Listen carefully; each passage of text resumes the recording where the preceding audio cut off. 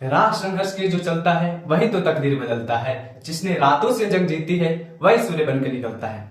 Hello everyone, आप सबका Singhania online classes में स्वागत है। आज संस्कृत का जो पहला चैप्टर है मंगलम, आज उसका पूरा सारांश सुन लेंगे। आपको बताया गया है कि हर चैप्टर का 3-3 वीडियो मिलेगा। एक उसका सारांश का मिलेगा, एक ऑब्जेक्टिव का मिलेगा और एक सब्जेक्टिव का मिलेगा। आज इस जो मंगलम चैप्टर है, आप लोग का पहला चैप्टर है, उसका पूरा सारांश सुन लेते हैं। उसके बाद आप कमेंट करिएगा। ऑब्जेक्टिव क्वेश्चन आज हो सकता है तो शाम तक मिल जाएगा, या फिर आप जब चाहिए तब आप कमेंट कर दीजिएगा। आपको ऑब्जेक्टिव क्वेश्चन और सब्जेक्टिव आपको इसी बोर्ड पे बता दिया जाएगा और बेहतरीन तरीका सबका तैयारी करवाया जाएगा। ठीक है, चलिए देखते हैं। पहले इस चैप्टर का पाठ परिचय देख लेते हैं। उसके बाद इस चैप्टर में जितना इसका सारांश है, आप इतना विश्वास करिए कि जितना पढ़ा देंगे उससे बाहर ना तो एक ऑब्जेक्टिव छूटेगा और ना ही एक सब्जेक्टिव। चलिए पढ़ा देते हैं। इसका पाठ परिचय देखा जाए तो इसमें 5 श्लोक है। मंगलम पाठ में 5 श्लोक है। 5 श्लोक में यह विभिन्न उपनिषदों से भी संकलित है। ये एक उपनिषद से नहीं लिए गए, ये अलग अलग उपनिषदों से लिया गया है। इसमें 5 श्लोक है। ये 5 श्लोक अलग अलग उपनिषदों से संकलित है। संकलित का मतलब होता है लिया गया है। अगर आगे देखते हैं कि इन उपनिषदों में परम ब्रह्म परमेश्वर की महत्ता का गुणगान किया गया है। कहने का मतलब ये है कि जो उपनिषद है, इस उपनिषद में परम पिता परमेश्वर मतलब ईश्वर की गुणगान किया गया है, कि ईश्वर के बारे में बताया गया है कि ईश्वर क्या है, उसके बारे में उपनिषद में बताया गया है। उसके आगे देखते हैं उपनिषद को आप अच्छा संधि विच्छेद करिए। इसका उपनिषद को तोड़िए, कितना 2 भागों में टूटेगा, उप प्लस निषद। अच्छा, उप का अर्थ क्या होता है? उप का अर्थ होता है, समझ गया, उप का अर्थ होता है नजदीक। नजदीक का मतलब होता है, उप का मतलब होता है नजदीक, और निषद का होता है उपदेश गुरु के समीप शांत चित्त बैठकर। कहने का मतलब ये है, इसका समझाते हैं। जैसे आप उपनिषद का मतलब समझना चाहें तो इसको 2 भागों में तोड़ दीजिए, पहला उप और दूसरा निषद। उप का अर्थ होता है नजदीक। अच्छा, पहले आप देखते होंगे, रामायण देखे होंगे, तो उस समय जो लोग हुआ करते थे, एक वृक्ष के नीचे या फिर एक कुटिया में बैठकर गुरु के समीप बैठकर जो गुरु उपदेश दिया करते थे उसको सुना करते थे। देखिए, उसी कहा गया है, उसी समय जो उपदेश दे दिया जाता था उसको उपनिषद कहा जाता था। जो उप का अर्थ होता है उसको नजदीक बोलते हैं, और निषद का अर्थ होता है गुरु के समीप बैठकर वो लोग सुना करते थे, उसको उपनिषद बोलते हैं। और देखिए, इसमें एक और लाइन लिखा है कि संसार नश्वान है। मतलब ये जो हम लोग का संसार है ये पूरी तरह से नश्वान है। सिर्फ ईश्वर ही सत्य है। ईश्वर मतलब भगवान ही एक सत्य है, बाकी जितना भी दुनिया है पूरा नश्वान है। ठीक है, अच्छा 5 श्लोक आप लोग को फिर लाइन बाई लाइन पढ़ाते हैं। चलिए अगला स्लाइड में देखते हैं। चलिए, आप लोग को पाठ परिचय बता दिए मंगलम पाठ का। इसका जो 5 श्लोक है, 5 श्लोकों को देख लेते हैं पारा। जैसे अभी इस स्लाइड पे 3 ही श्लोक आते हैं क्योंकि बोर्ड है, इस पे 3 श्लोक आते हैं, तीनों को बता दे रहे हैं, फिर 2 श्लोक अगला स्लाइड में बता देंगे। अच्छा, पहला इसका श्लोक। अच्छा, मंगलम का अर्थ आपको बता देते हैं कि कल्याणकारी होता है। मतलब कोई चीज का अर्थ नहीं करता कि कहीं आप जंक्शन वक्शन पे जाते होंगे तो आप सुने होंगे कि आपके यात्रा मंगलमय हो। मतलब कोई काम को मंगल होने के लिए, शुभ होने के लिए मंगल शब्द का उपयोग किया जाता है। अब देखिए, इसका पहला श्लोक है, और ये पहला श्लोक कहाँ से लिया गया है, किस किस उपनिषद से लिया गया है, ये सब भी बताएं। जरा सुनिएगा। हिरवेण पाकेट सत्य विहितम मुखम तत्व पुष्णा ब्रीडु सत्य धर्माय दृष्टि। कहने का अर्थ ये है, ये क्वेश्चन नहीं पूछता है एग्जाम में, ये नहीं पूछता है क्योंकि पूरा हिंदी में पूछता है। उसका हिंदी अर्थ आपको हम समझा रहे हैं, बस इसको याद रखना है। और देखिए, आपको बता रहे, ये जो लाइन लिया गया है ना, ईसावासी उपनिषद से लिया गया है। आपको ये लाइन देकर हिरवेण पाकेट सत्य मुखम, ये वाला लाइन देकर आपको पूछ लेगा कि किस उपनिषद से लिया गया है, तो आपको राइट आंसर ईसावासी आपको नोट कर लेना होगा। आप जैसे मैं स्लाइड बना है उसी से अपने कॉपी में नोट करते जाइए। अब देखिए, इसका ये जो श्लोक लिखा गया है, इसका हिंदी अर्थ क्या होगा कि हे प्रभु, सत्य का मुख सोने जैसे पात्र से ढका हुआ है। यहाँ का समझा है। कहने का मतलब कह रहा है ये लाइन कि हे प्रभु, सत्य का मुख, जो आज सच लोग बोल रहे हैं, उसका जो मुख है ना, जैसे मान लो कि सोने जैसे पात्र से ढक चुका है, लोग सत्य बोल ही नहीं रहे हैं। कहने का मतलब ये है कि आज जो सत्य का मुख हो गया है, सोने जैसे पात्र से ढक गया है, कोई सत्य बोलना ही नहीं चाह रहा है। अगर ऑब्जेक्टिव आपसे ऐसे पूछेगा कि सत्य का मुख किस चीज से ढका हुआ है, किस पात्र से ढका हुआ, तो सोने जैसे पात्र से। ठीक है, अब इसमें आगे देखते हैं। इसीलिए उस सत्य धर्म की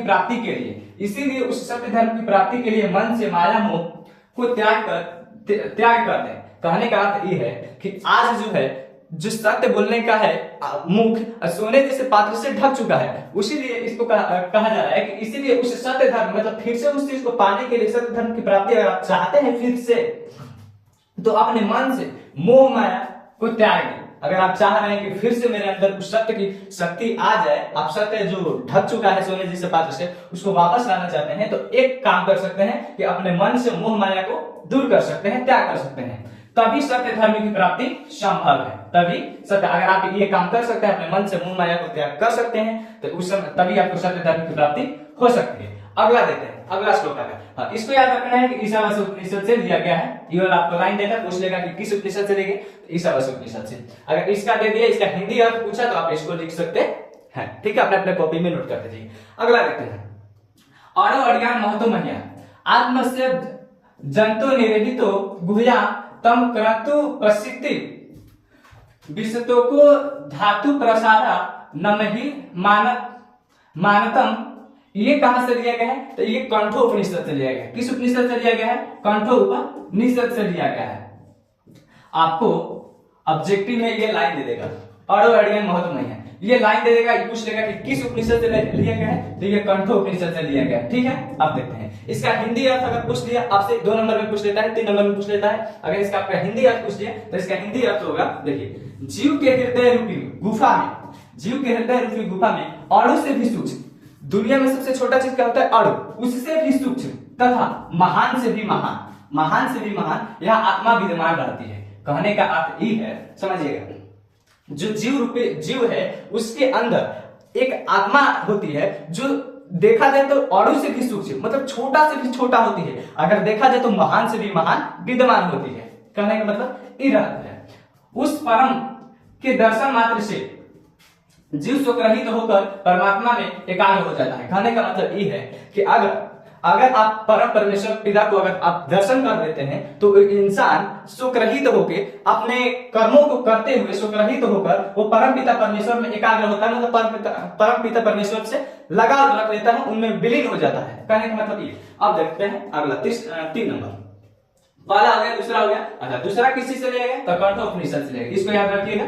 और इसका अगर हिंदी अर्थ पूछ दिया तो आप ये लिख दीजिएगा, ठीक है। और पहला का पूछा था किस उपनिषद से, ईशावास्य उपनिषद से, इसका हिंदी अर्थ पूछ दिया तो ये वाला लिख दीजिएगा, ठीक है। अब देखते हैं तीसरा का सिर्फ श्लोक लिखे हैं, इसका हिंदी अर्थ अगला स्लाइड पे दिखा रहे हैं क्योंकि इसमें जगह नहीं है। यहाँ तक ऐसा लाल थोड़ा नीचे वाला अच्छा से नहीं दिखता होगा, पर आप समझाने की कोशिश कर रहे हैं। सत्यमेव जयते नानितम सत्य पंथा विदतो देवस्यान एना कमा त्रिशयो महाप्रत्य काम यत्र तत् सत्यस्य परम निधानम। कहने का इसका अर्थ है कि आपको अगला स्लाइड पे इसको हिंदी में बता रहे हैं। अगर ये आपको दे दिया ऑब्जेक्टिव में, आप पूछ दिया कि इस ये वाला किस उपनिषद से लिया गया है, तो ये मुंडको उपनिषद से लिया गया है। इसको आपको याद रखना बहुत जरूरी है कि आप पूछ दिया हिरमेट पात्रेड वाला शुरू वाला पूछ दिया श्लोक, तो किसने लिया गया है, तो ईशावास्य से। दूसरा वाला ये जो अणो अज्ञान पूछ दिया, तो ये कहां से लिया गया, तो कंठों से। और उसे ही पूछ देगा सत्यमेव जयते वाला ये वाला पूछ दिया, तो आपको याद रखना है कि मुंडको उपनिषद से लिया गया है। अच्छा बताइए, ये समझ में आया कि नहीं है?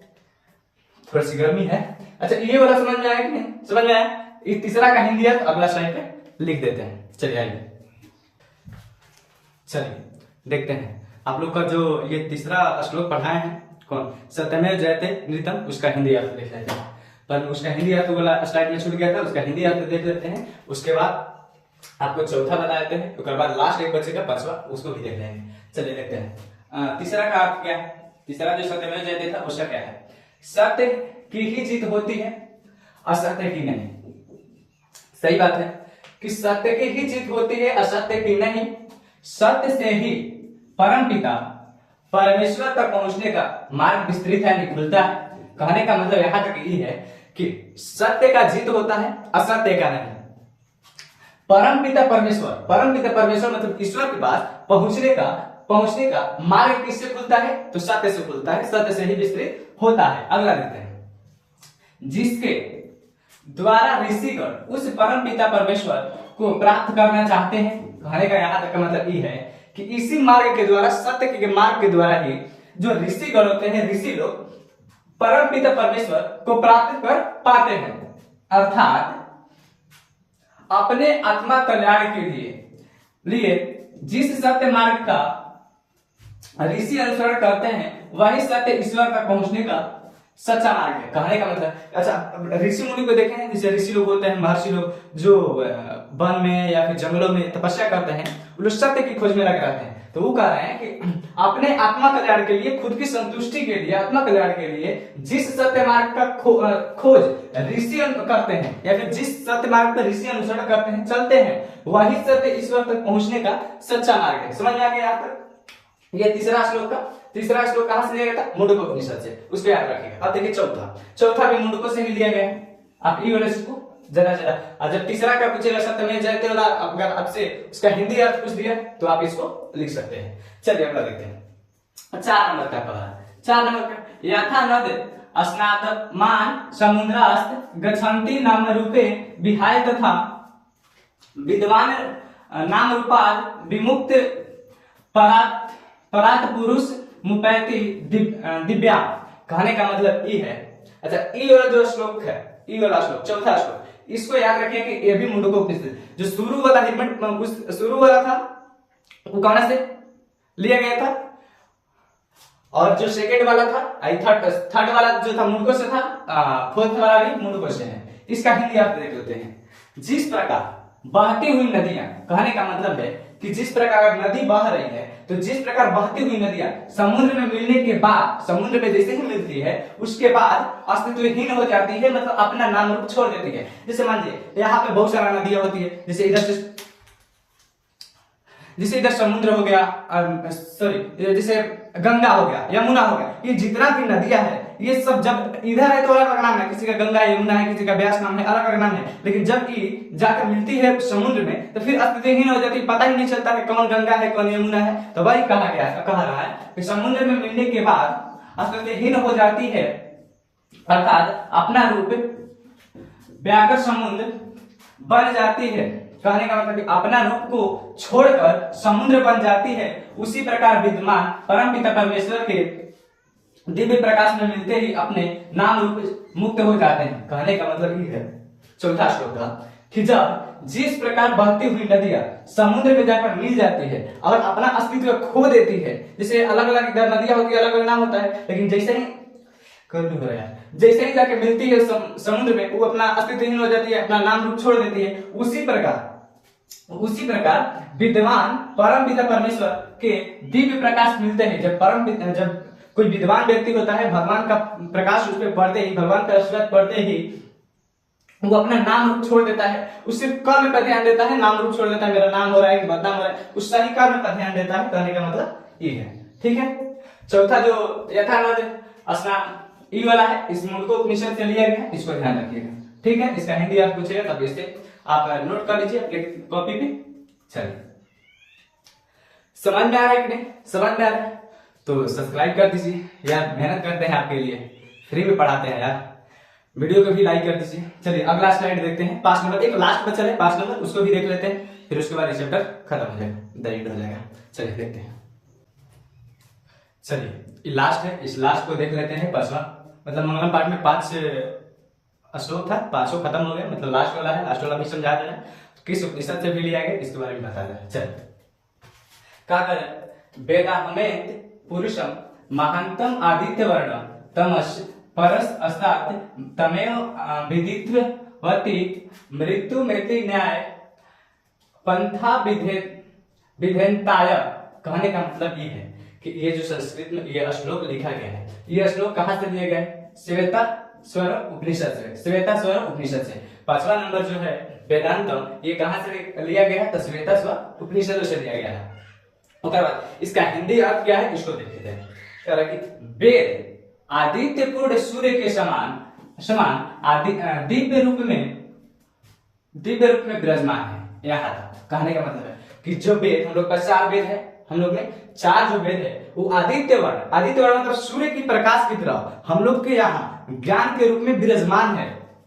ज्ञान के रूप में विराजमान है। ज्ञानी जन मतलब जो लोग ज्ञानी लोग होते हैं उसका साक्षात्कार करके, मतलब उसको पढ़ करके साक्षात्कार करके, अर्थात उस प्रकाश पूर्ण दिव्य स्वरूप वेद रूप ब्रह्म का ध्यान करके मृत्यु पर विजय प्राप्त कर लेते हैं। ये कहने का मतलब है कि जो हम लोग के पास 4 वेद है, उस 4 वेद को अगर जो इंसान ज्ञानी जन उसी चीज को पढ़ते हैं और पढ़ के अपने मृत्यु पे विजय प्राप्त कर लेते हैं। करने का मतलब ये, इसके अतिरिक्त अब कोई रास्ता भी नहीं है, अन्य कोई रास्ता नहीं है। मृत्यु पर अगर आपको विजय प्राप्त करना है तो ये जो हम लोग का वेद है इसको आपको पढ़ना होगा। ये श्लोक के माध्यम से एक आंसर है।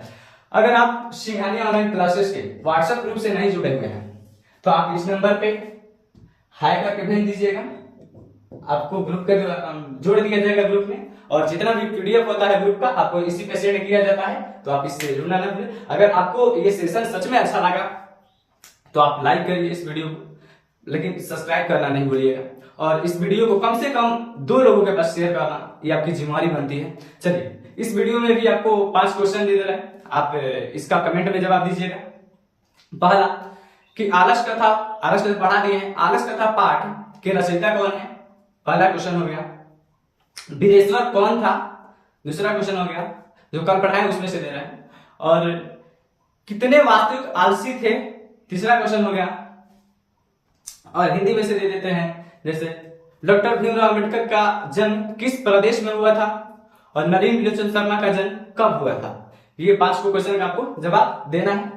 और आप देख लिए पूरा मंगलम पाठ खत्म हो गया। इसमें 5 श्लोक था, 5 भी खत्म कर दिए, 5 का हिंदी अर्थ बता दिए। अगर आपको ऑब्जेक्टिव चाहिए इसका तो आप कमेंट कर दीजिएगा, ऑब्जेक्टिव मिल जाएगा। अगर आप इसका सब्जेक्टिव चाह रहे हैं और सब्जेक्टिव के साथ साथ ध्यान दीजिएगा, इसको व्याख्या करने को आता है। अगर आप 5 क्वेश्चन है व्याख्या करने का बता दें तो आप कमेंट कर दिएगा, हम 5 का व्याख्या लिख देंगे। ठीक है, जय हिंद, जय बिहार।